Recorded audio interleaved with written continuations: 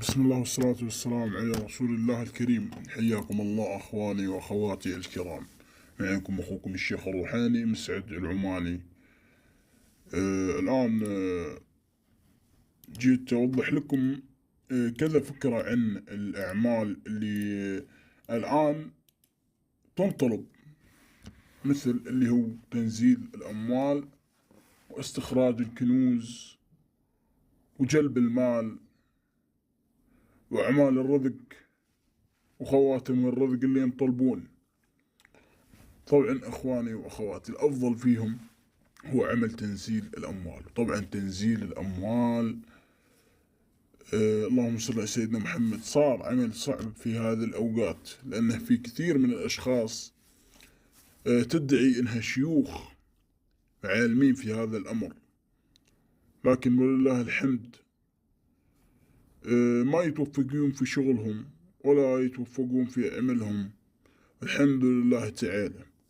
أنا جاني أكثر من حالة تم النصب عليها من قبل الشيوخ المخادعين اللي يقولون عن نفسهم شيوخ، ولكن الحمد لله تعالى الآن تم التنزيل لهم، وبإذن الله تعالى أنا بشوفكم جميع الأعمال وبعطيكم الدلائل بإذن الله تعالى. والآن حبيت إني أتكلم عن موضوع اللي هو صاير الضمان. اللي يطلبون الضمان يجون لعندي ويقولوا لي الضمان أو الحقيقة أو كيف نصدق أو كذا. يا أخوان أنا ما أقدر إني أعطيكم شيء بدون إذن.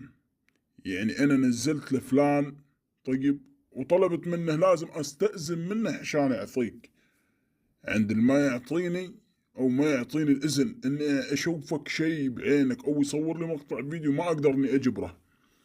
هذا أول شيء. وثاني شيء يا أخوان الله يحفظكم، تنزيل الأموال عمل مضمون 100% بإذن الله تعالى، وطبعا عن تجربة، وبإذن الله تعالى أنا لي 20 سنة في هذا المجال، والحمد لله تعالى الكثير من الناس تم علاجهم على يدي وعند اللي طلع عمل تنزيل الأموال الحمد لله أول المجربين هو أنا الشيخ الروحاني مسعد العماني. أنا بس حبيت أني أوضح لكم كم فكرة عن هذا العمل أو عن هذا المجال. وإلى أخواننا في المملكة العربية السعودية، الكثير من الناس تجي لعندي وتقول لي عن طرق التحويل وطرق اللهم صل على سيدنا محمد. طرق التحويل يكون في غلط أو يكون ما عندهم تحويل على سلطنة عمان، عندي يكون في طلب من حق المواد أو من النسبة أو إلى آخره. يعني الحمد لله الآن أمنا لكم طبعا حساب سعودي أساسي اللي هو لأحد الأقارب أو لأحد الأشخاص اللي يشتغلون معي في هذا المجال. أمنا لكم هذا الحساب في المملكة العربية السعودية. حياكم الله وبياكم، وكان معكم أخوكم الشيخ الروحاني مسعد العماني.